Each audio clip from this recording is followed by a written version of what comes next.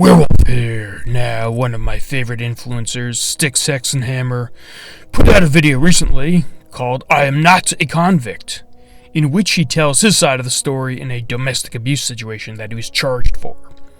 According to Styx, he got back to his hotel room drunk and wearing in a holster a loaded gun. He found his girlfriend texting some other dude.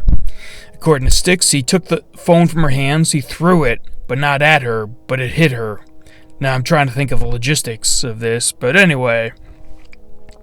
Now, while I am far from a student of the law, my fear, and hopefully this turns out to be nothing more than just fear, is that he may lose his right to access the internet as part of his probation, which would be detrimental to his reputation, livelihood, and algorithms. This happened, losing the internet, to a friend of mine who was in jail for 2 years. Now, I'm not going to go into any of the details about his situation, but as part of the agreement of his parole, he was not allowed to use the internet for 5 years after being released. Of course, there are significant differences in the circumstances, but I must acknowledge Styx made a series of very poor decisions here, and the whole situation could have easily been avoided. Both Styx and I are advocates for our Second Amendment rights. If he knew that he might have a problem handling alcohol, he didn't have to make our cause look worse by bringing a gun with him to the bar.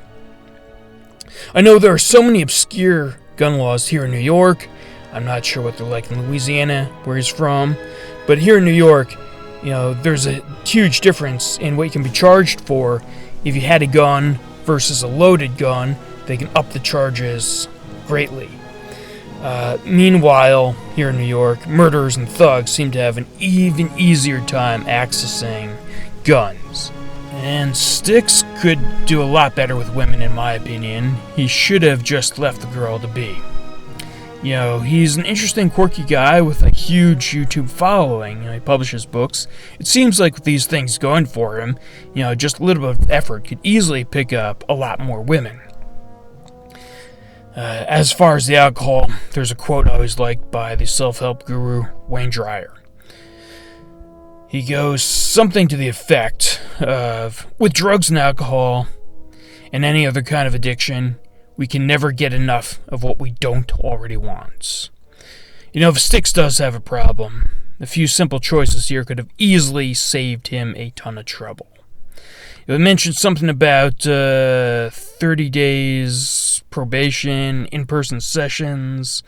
At the very least, this is all setback for him.